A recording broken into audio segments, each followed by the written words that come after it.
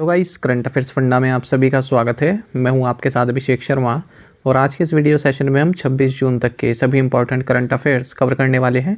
हमेशा की तरह आप इस वीडियो को अंत तक जरूर देखिएगा, आज भी आपको काफ़ी कुछ जानने के लिए मिलेगा। साथ ही गाइस इस सेशन को शुरू करने से पहले आप सभी को बताना चाहूँगा, यदि आप हमारे daily current affairs PDF, weekly PDF, monthly PDF और हर महीने के banking and economic awareness PDF चाहते हैं तो करंट अफेयर्स फंडा का 1 ईयर मेंबरशिप प्लान आप ज्वाइन कर सकते हैं, जिसका लिंक आपको वीडियो के डिस्क्रिप्शन में या फिर फर्स्ट कमेंट में मिल जाएगा। आपको बता दें, इस 1 ईयर मेंबरशिप प्लान के तहत जितना भी हमारा PDF कंटेंट है वो हम आपको 1 साल तक प्रोवाइड कराते हैं, जिसे आप डाउनलोड कर सकते हैं, प्रिंट आउट भी निकलवा सकते हैं। इसके लिए चाहे तो आप करंट अफेयर्स फंडा ऐप को यूज़ कर सकते हैं या फिर अपने लैपटॉप या सिस्टम की मदद से वेब लॉगिन भी कर सकते हैं। कोई भी आपका एग्जाम हो, बैंकिंग, SSC, रेलवे या फिर स्टेट PCS, जहाँ पर भी जनरल अवेयरनेस या करंट अफेयर्स पूछे जाते हैं, सभी एग्जाम्स के लिए हमारा PDF कंटेंट काफ़ी महत्वपूर्ण है। तो कोई भी अगर आपका डाउट है हमारे इस PDF कोर्स संबंधित तो कमेंट बॉक्स में अवश्य लिखेगा। चलिए फिर करते हैं शुरुआत इस वीडियो सेशन की। हमेशा की तरह सबसे पहले आज का क्वेश्चन देखेंगे, जिसका आंसर आपको अभी कमेंट बॉक्स में करना है।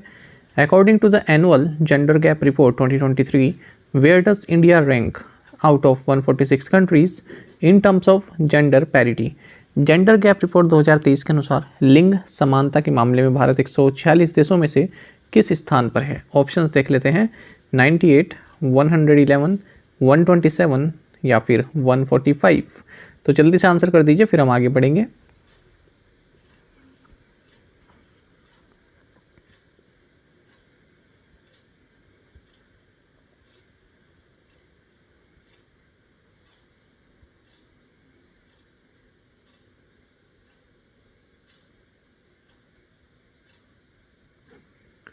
Who has been honored with the Egypt's highest state honor, Order of the Nile?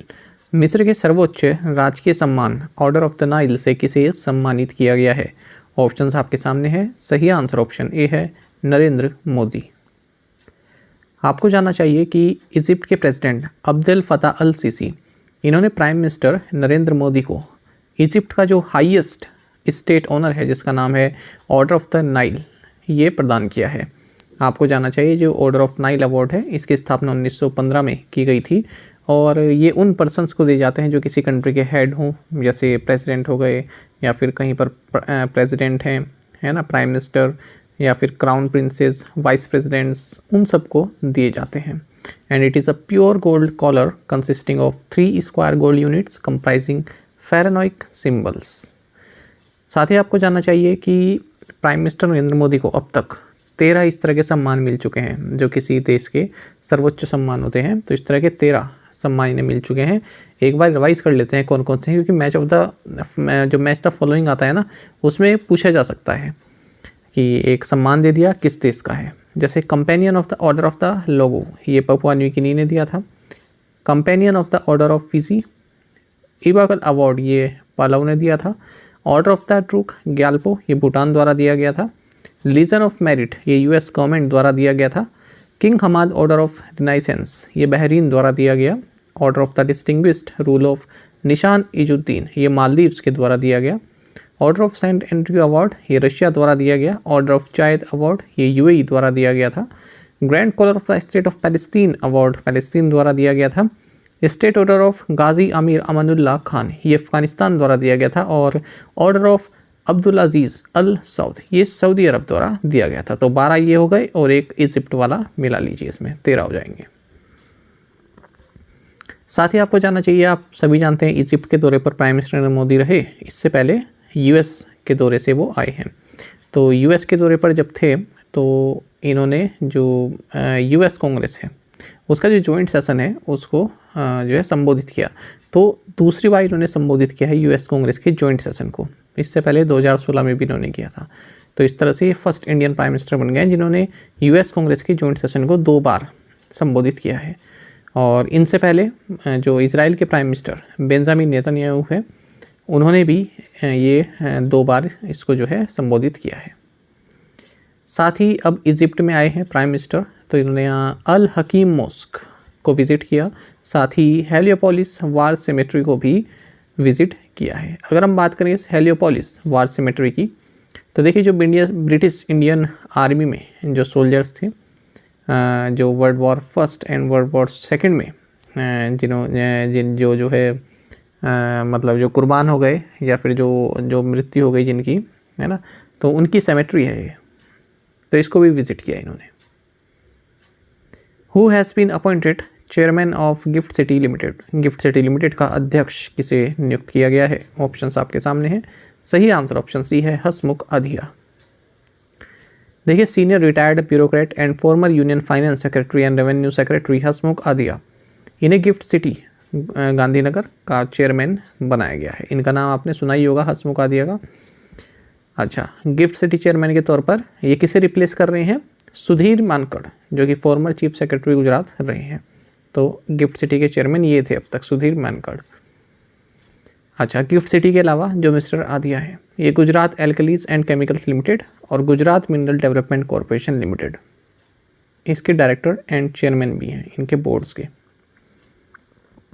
IFFCO has recently tied up with which country for the export of nano liquid urea, IFFCO ने हाल ही में nano liquid urea के निर्यात के लिए किस देश के साथ समझौता किया है? ऑप्शंस आपके सामने है। सही आंसर ऑप्शन ए है, यूनाइटेड स्टेट्स। आपको जानना चाहिए कि Indian Farmers Fertilisers Cooperative Limited यानी कि इफ्को, इसने एक एग्रीमेंट साइन किया है कैलिफोर्निया बेस्ड कपूर एंटरप्राइजेस के साथ। किस लिए? नैनो लिक्विड यूरिया एक्सपोर्ट करने के लिए यूनाइटेड स्टेट्स में। इफ्को की बात करते हैं तो ये एक मल्टी स्टेट कोऑपरेटिव सोसाइटी है, इंडिया की लार्जेस्ट फर्टिलाइजर मैन्युफैक्चरर है। इसका हेडक्वार्टर्स न्यू दिल्ली में है। चेयरमैन दिलीप संघानी है और MD and CEO doctor US Awasthi हैं। इसकी स्थापना 3 नवंबर 1967 को हुई थी। When is the World Hydrography Day celebrated? विश्व हाइड्रोग्राफी दिवस कब मनाया जाता है? ऑप्शंस आपके सामने है। सही आंसर ऑप्शन ए रहेगा, जून 21। देखिए, वर्ल्ड हाइड्रोग्राफी डे ये नेशनल नेवल हाइड्रोग्राफिक डिपार्टमेंट के द्वारा मनाया गया 21 जून 2023 को, और इस बार इसका थीम रहा hydrography underpinning the digital twin of the ocean. साथ ही आपको जानना चाहिए नेशनल हाइड्रोग्राफिक ऑफिस ये देहरादून उत्तराखंड में स्थित है। When is the day of the seafarer celebrate, नाविक दिवस कब मनाया जाता है? सही आंसर ऑप्शन डी है, जून 25। देखिए, annual day of seafarer ये 25 जून को मनाया गया, और इस बार का जो थीम है ये 2023 का जो वर्ल्ड मैरीटाइम का थीम रहा, MARPOL at 50 our commitment goes on, तो इसी को रिफ्लेक्ट करता है। और 2023 में जो ये day of the seafarer का जो कैंपेन है, इसका हैशटैग रहेगा oceans worth protecting. On which day the International Day Against Drug Abuse and Illicit Trafficking observed, नशीली दवाओं के दुरुपयोग और अवैध तस्करी के खिलाफ अंतर्राष्ट्रीय दिवस किस दिन मनाया जाता है? ऑप्शंस आपके सामने। सही आंसर ऑप्शन डी है, जून 26। तो international Day Against Drug Abuse and Illicit trafficking, या फिर आप वर्ल्ड ड्रग डे कह सकते हैं, ये हर साल 26 जून को मनाया जाता है to strengthen action and cooperation in achieving a world free of drug abuse. 2023 में इसका थीम रहेगा people first, stop stigma and discrimination, strengthen prevention. साथ ही आपको जानना चाहिए 26 जून को एक और दिवस मनाया जा रहा है, यह है international day in support of victims of torture, और इसका थीम है इस बार torture a crime against humanity. Union home minister and cooperation minister Amit Shah led the foundation stone of Balidan Stambh in which city, केंद्रीय गृह मंत्री और सहकारिता मंत्री अमित शाह ने किस शहर में बलिदान स्तंभ की आधारशिला रखी है? ऑप्शंस आपके सामने। सही आंसर ऑप्शन बी है, श्रीनगर। आपको जानना चाहिए union home minister and minister of cooperation Amit Shah ये जम्मू एंड कश्मीर के दौरे पर रहे, और इन्होंने श्रीनगर में बलिदान स्तंभ की आधारशिला रखी है। तो बलिदान स्तंभ जो है श्रीनगर स्मार्ट सिटी के तहत ही आने वाला एक प्रोजेक्ट है, और जो भी मार्टियर्स रही हैं, शहीद रहे हैं, उनको एक श्रद्धांजलि अर्पित करता है। साथ ही उन्होंने सांबा डिस्ट्रिक्ट जम्मू एंड कश्मीर में सेंट्रल फोरेंसिक साइंस लेबोरेटरी की भी आधारशिला रखी है अमित शाह ने। The RBI has imposed a monetary penalty of what amount on Axis Bank for non-compliance with certain provisions of the RBI directions? RBI ने एक्सिस बैंक पर RBI निर्देशों का अनुपालन न करने पर कितनी राशि का मौद्रिक जुर्माना लगाया है? ऑप्शंस आपके सामने है। सही आंसर ऑप्शन सी है, 30 लाख रुपीज़। देखिए, रिजर्व बैंक ऑफ इंडिया ने 30 लाख रुपए का जुर्माना लगाया एक्सिस बैंक पर। किस लिए? For non-compliance with certain provisions of the RBI directions on prudential norms on income recognition, asset classification and provisioning pertaining to advances, credit card accounts. 2 penalties और लगाई हैं अलग अलग बैंक्स पर। पहली देखते हैं जम्मू एंड कश्मीर बैंक पर। ये लगी है 2,50,00,000 रुपीज़ की for non compliance with certain directions issued by RBI on creation of a central repository of large common exposures across banks. दूसरी देखते हैं बैंक ऑफ महाराष्ट्र पर लगी है 1.45 करोड़ रुपए की मॉनेटरी पेनल्टी। किस लिए? For non compliance with certain directions issued by RBI on loan and advances, statutory and other restrictions and advisory on man in the middle attacks in ATMs। What is India's GDP growth forecast for 2024-25 as per Fitch rating? माफ़ कीजिएगा, इस question में ना थोड़ा सा change है। ये जो 2024-25 लिखा है ना, इसको आप ऐसे पढ़ेंगे फिजिकल ईयर 24 यानी कि 23-24 में। ठीक है, ये मैंने गलती से यहाँ पर लिख दिया 2024-25 की अलग रेटिंग है। ठीक है, मैं इसको PDF में सही कर दूंगा और जो वैसे नोट बना रहे हैं आप इसको सही कर लीजिएगा। एक्सप्लेनेशन मैं दिखाता हूँ, एक्सप्लेनेशन के हिसाब से आप इसको सही कर लीजिएगा। आंसर सही है 6.3%। देखते हैं, देखिए फिच रेटिंग ने अपने ग्लोबल इकोनॉमिक आउटलुक में कहा है कि जो भारत का फिजिकल ईयर 24 के लिए हमारा इकोनॉमिक ग्रोथ फोरकास्ट है ये 6.3% रहेगा। पहले उन्होंने 6% बताया था। साथ ही इन्होंने ये बताया है कि जो 2024-25 और 2025-26 फिजिकल ईयर्स हैं इनके लिए 6.5% रहेगा। ठीक है, तो फिजिकल ईयर 24 यानी कि 23-24 के लिए कितना है 6.3। फिजिकल ईयर जो 24-25 है इसके लिए 6.5 और 25-26 के लिए भी 6.5 है। RBI ने करंट फिजिकल ईयर में 6.5% बताया हुआ है। गवर्नमेंट ने जो है 6.5% से 7% की रेंज दी हुई है। और बाकी आप देखिए जो ग्रोथ फोरकास्ट है, ये जो हमारी GDP एक्सपेंशन हुई फिजिकल ईयर 23 में 7.2% की और फिजिकल 22 में हमारी GDP रही थी 9.1% से ग्रो की थी। Who has become the third fastest cricketer to complete 15 centuries in one-day international cricket? एक दिवसीय अंतर्राष्ट्रीय क्रिकेट में सबसे तेज 15 शतक पूरा करने वाले तीसरे क्रिकेटर कौन बन गए हैं? ऑप्शंस आपके सामने है। सही आंसर ऑप्शन ए है शाई होप। देखिए West Indies captain Shai Hope ये थर्ड फास्टेस्ट बैट्समैन बन गए हैं जिन्होंने 15 सेंचुरीज ODI क्रिकेट में पूरी की है। और इसके लिए इन्होंने जो इंडियन क्रिकेटर हैं विराट कोहली, इनका रिकॉर्ड तोड़ा है।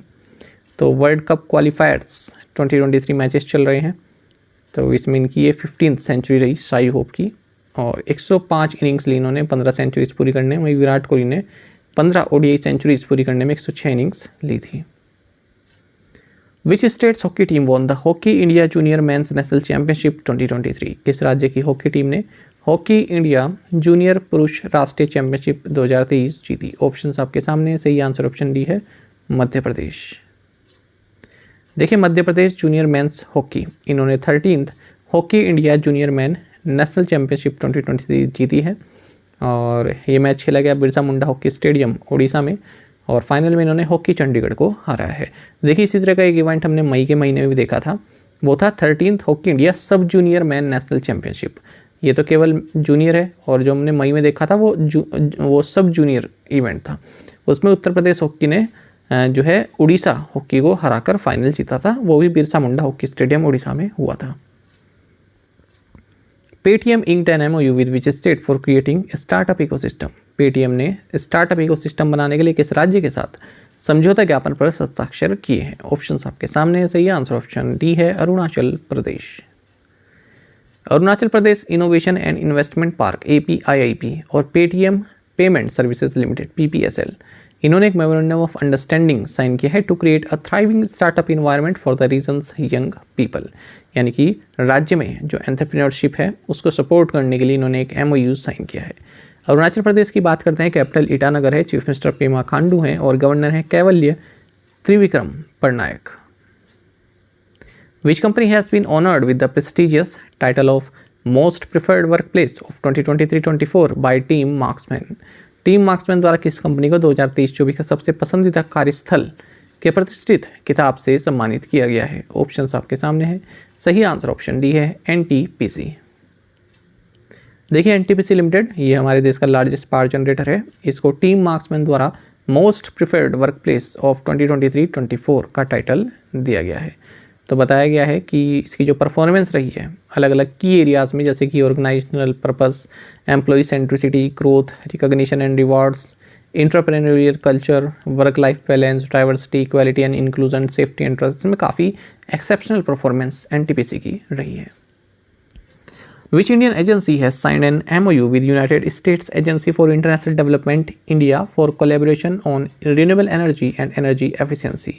किस भारतीय एजेंसी ने नवीकरणीय ऊर्जा और ऊर्जा दक्षता पर सहयोग के लिए United States Agency for International Development India के साथ एक समझौता ज्ञापन पर हस्ताक्षर किए हैं? सही answer option C, Indian Railways. देखिए, एक MOU memorandum of understanding sign किया गया है Indian Railways, Government of India and United States Agency for International Development India के बीच में। किस लिए? Renewable energy and energy efficiency में साथ में काम करने के लिए। जो ये USAID है ना, United States Agency for International development, ये US गवर्नमेंट की एक एजेंसी है and it supports international development and advances its mission objectives by supporting economic growth, agriculture and trade, clean energy, climate change mitigation and adaptation, global health, democracy and conflict, migration and management, and humanitarian assistance. What is the title of the comprehensive energy sector report released by the Union Ministry of Power? केंद्रीय विद्युत मंत्रालय द्वारा जारी व्यापक ऊर्जा क्षेत्र report का शीर्षक क्या है? ऑप्शंस आपके सामने हैं। सही आंसर ऑप्शन डी है, national energy data survey and analysis 2021-22। देखिए, रिपोर्ट भी महत्वपूर्ण रहेगी, इसकी टाइटल भी महत्वपूर्ण है। जो यूनियन मिनिस्ट्री ऑफ पावर है, ये एनर्जी सेक्टर से संबंधित एक रिपोर्ट के साथ आए हैं जिसका टाइटल है national energy data survey and analysis 2021-22। तो जो bureau of energy efficiency, ministry of power, government of India, इसके तहत एक एनर्जी डेटा मैनेजमेंट यूनिट है। तो उनके द्वारा ये पहली रिपोर्ट जारी की गई है, पहली बार ये रिपोर्ट आई है, national energy data survey and analysis 2021-22। तो इसमें भारत की जो एनर्जी सप्लाई है, भारत में जो कंजम्पशन पैटर्न्स है अक्रॉस वेरियस सेक्टर्स, उसके बारे में बताया गया है। इस रिपोर्ट को रिलीज़ किया गया union minister for power and new and renewable energy RK Sinha के द्वारा। मेजर फाइंडिंग्स देख लेते हैं। Energy supply to economy during last 6 years is actually less by 18%। जो इकोनॉमी में हमारी एनर्जी सप्लाई रही है पिछले 6 सालों में कम रही है, 18% तक कम रही है। Lower energy consumption value by 8% in 2021-22, increased share of electrification on consumption side to 20.9%। India conserved 249 billion units of electricity to save rupees 1.60 lakh crore in bills for the 2021-22 financial year. Total equivalent reduction in CO2 emissions is around 280 million tons annually. तो ये highlight है इस report की। What was the All India Consumer Price Index number for agriculture laborers in May 2023? मई 2023 में कृषि श्रमिकों के लिए अखिल भारतीय उपभोक्ता मूल्य सूचकांक संख्या क्या रही? ऑप्शंस आपके सामने। सही आंसर ऑप्शन ए है 1186। देखिए, All India Consumer Price Index Number for agriculture labourers and rural labourers for the month of May 2023 release किए जा चुके हैं और बढ़ोतरी देखने की मिली है दोनों में। एग्रीकल्चर लेबरर्स में 6 पॉइंट्स की और रूरल लेबरर्स में 5 पॉइंट की। तो एग्रीकल्चर लेबरर्स के लिए रहा 1186 और रूरल लेबरर्स के लिए रहा ये 1187। अब जो ये इंक्रीज़ देखने के मिला है, ये जनरली क्यों देखने को मिला है? जो फूड ग्रुप है इसमें इंक्रीज़ हुआ है। जैसे प्राइसेस बढ़े हैं राइस के, पल्सेस के, milk, meat, goat, chillies, dry, garlic, ginger, vegetable, इनके प्राइस बढ़े हैं। तो इसलिए ये जो All India Consumer Price Index Number है ये भी बढ़ा है। Which is the world's best liveable city according to the Economist Intelligence Unit? Economist Intelligence Unit के अनुसार दुनिया का सबसे अच्छा रहने योग्य शहर कौन सा है? ऑप्शंस आपके सामने हैं। सही आंसर ऑप्शन बी है, वियना। ये काफ़ी महत्वपूर्ण क्वेश्चन है, याद रखिएगा आप इस चीज़ को। देखिए, हाल ही में इकोनॉमिस्ट इंटेलिजेंस यूनिट EIU, तो इसने अपना ग्लोबल लिवेबिलिटी इंडेक्स 2023 को रिलीज़ किया है और इसमें 173 सिटीज़ में जो इंडिविजुअल लाइफ स्टाइल है, ठीक है, क्या क्या चैलेंजेस हैं, उसको क्वांटिफाइज किया गया है। अगर हम इसमें देखें तो 5 मैट्रिक्स का यूज़ किया गया, जैसे health care, culture, environment, education and stability. अब कुछ फाइंडिंग्स देख लेते हैं जो मेजर फाइंडिंग्स हैं। तो टॉप सिटीज़ टू लिव, रहने योग्य 5 सिटीज़ कौन सी हैं? टॉप की पहली है वियना, ऑस्ट्रिया की कैपिटल, फिर है कोपेनहेगन, डेनमार्क, तीसरे पर है मेलबर्न, चौथे पर है सिडनी, दोनों ही ऑस्ट्रेलियन सिटीज़ हैं, 5th नंबर पर है कनाडा का वैनकूवर। बॉटम 3 लिवेबल सिटीज़ देखें तो अल्जीयर्स, ये अल्जीरिया की है, त्रिपोली लीबिया और डेमास्कस सीरिया। अच्छा, एशिया में देखें अगर एशिया से तो जापान की जो सिटी है ओसाका, ये 10वें नंबर पर है। अब क्वेश्चन ये भी बन सकता है कि टॉप 10 में एशिया की कौन सी सिटी है। ठीक है, इस तरह का क्वेश्चन बैंक में एक बार पूछा गया था। क्वेश्चन इसी तरह का था, कोई दूसरा इंडेक्स था, टॉप 10 में पूछा गया था कि एशिया की कौन सी कंट्रीज़ में है, तो जापान की ओसाका। एशिया पैसिफिक रीजन में जो है प्रोग्रेस देखने के लिए मिली है। टॉप 10 में से जो 8 कंट्रीज़ हैं वो एशिया पैसिफिक से ही है। एवरेज इंडेक्स स्कोर जो है इस 76.2 रहा है आउट ऑफ 100, मतलब बढ़ा है, पिछले साल 73.2 था, अब 76.2 हो चुका है। इसमें बताया कि जो वेस्टर्न यूरोप है यहाँ पर जो लिवेबिलिटी है उसमें गिरावट देखने के लिए मिली है ना। और जो एशिया मिडिल ईस्ट है यहाँ का जो इंडेक्स है ये अपवर्ड ट्रेंड देखा जा रहा है इसमें। प्रीवियस असाइनमेंट क्वेश्चंस के आंसर देखेंगे। Griha Jyothi scheme is related to which state? Karnataka. Who is the chairman of the US federal reserve? Jerome Powell. Who is the president of the 77th session of the UN general assembly? Csaba Korosi, Hungary के हैं। Which bank has appointed N S. Vishwanathan as the non executive chairman for 3 years? Axis bank. Which Indian shot putter has broken the national and Asian records with a huge throw of 21.77 meter during national inter-state championships in Bhubaneswar? Tajinder Pal Singh Toor. आप में से कई students ने बिल्कुल सही answer किया है, इसी तरह से आप पार्टिसिपेट करते रहिए। चलिए आज के असाइनमेंट क्वेश्चन देखते हैं। Who is the coach of the Indian men's football team? Who is currently serving as the labour minister of India? Which former Indian batter is the interim head of men's national selection panel? Which country is hosting the UN's COP28 climate summit due in November this year?